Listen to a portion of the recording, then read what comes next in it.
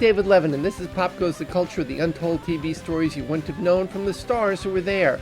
My guest today is one of the most popular sitcom stars of the 70s, 80s, and 90s. Tony Danza has been a talk show host, Broadway star, a great song and dance man, and a boxer. He played Tony Banta, the punchy cabbie on the classic sitcom Taxi. He was Tony Micelli on the long-running Who's the Boss, and he hosted the Tony Danza talk show during the early 2000s. He starred on Broadway in The Producers, and he's currently starring in the Netflix series The Good Cop. This interview was conducted years ago when Tony was hosting his talk show. In part one, Tony and I started out talking about his beginnings on Taxi, his relationships with Danny DeVito and Judd Hirsch. What was it like for an ex-boxer who had never acted before? His actual relationship with Marilu Henner, plus the advice he received from his co-stars. You'll learn about the party that was held after every Taxi taping, and hear about some of the guests who came to watch and party with them. Guests like Michael Jackson. Here's part one of my 6-part interview with the great Tony Danza. Well, for me, it was my first experience actually, in any kind of a professional acting gig, really. I mean, I had done a pilot and stuff, but it was this incredible bunch of people, Danny DeVito and Judd Hirsch. And one of the things that I've always talked about Taxi was how welcoming they were. I mean, I think that if, I hope, I would like to think anyway, that if I was in the same position as they were, they had been knocking around for a long time. They finally got this great series, the incredible pedigree, the great Jim Brooks and Ed Weinberg and all these great people writing it. And it had the best time slot on TV. It was after the #1 show, which was Three's Company at the time. And everything was great except one thing. They're going to bring this boxer from New York. He's never acted before, but we're going to add him to the show. And I was just thinking, how would I have reacted? But they welcomed me with open arms, and I think it had a lot to do with that is what made it possible for me to be successful, I think, in it. Did anybody give you any advice on the set when you were there? Did they give you any tips or anything? Well, one time I was thinking, I wanted to study because I felt, I should study. I should try to be an actor, So I got myself an acting class, and I started going to this class, and then Danny DeVito found out I was going to acting class. He says, "Hey, cut that out." But I think that mostly the advice was, try not to get in trouble when you weren't at the show, because it was a great time to be in Hollywood. We were, you're in your 20s. You got a series and a Corvette. Pretty good time, But you never got in any trouble off set, did you?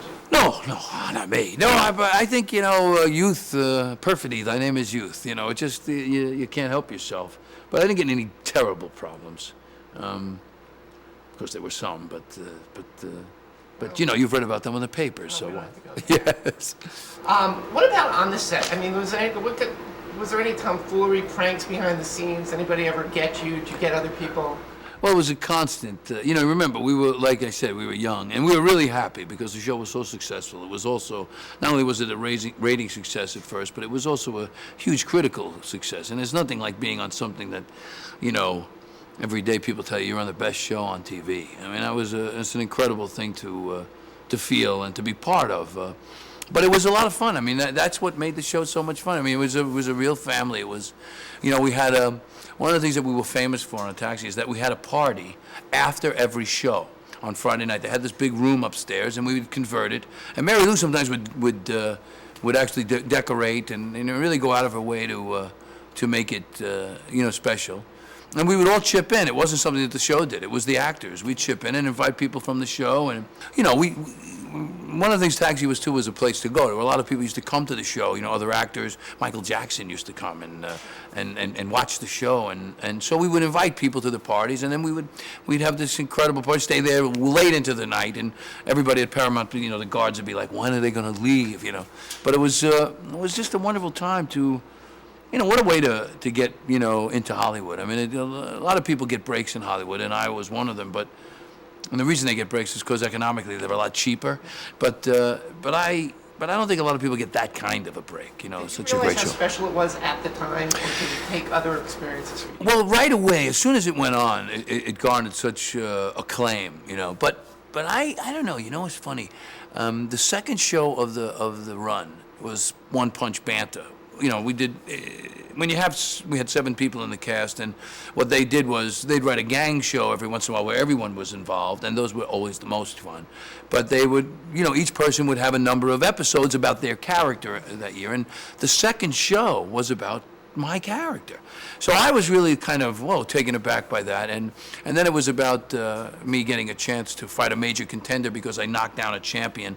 And we went out and got Carlos Palomino, who at the time was the best fighter pound for pound in the world. So to me, this was the most special thing I'd ever been part of. And it's just, I think back to it. I mean, there's a great joke in there where Banta says, and I use it in my act sometimes, where Banta says, they give him a robe, they buy him a robe. Jesus, he puts the robe on, he dances around. He says, "I never had a robe before, I used to go in the ring with just a towel wrapped around my back." One time, the announcer said, "In this corner, Holiday Inn." So it just was a fabulous thing to be part of. That's all we have time for now. Next time, Tony Danza remembers the trouble he got into on his very first day at Paramount Studios, how he met Danny DeVito for the first time. He talks about his relationship with Judd Hirsch, the trouble he got into on the town with Jeff Conaway, and how he dated Marilu Henner.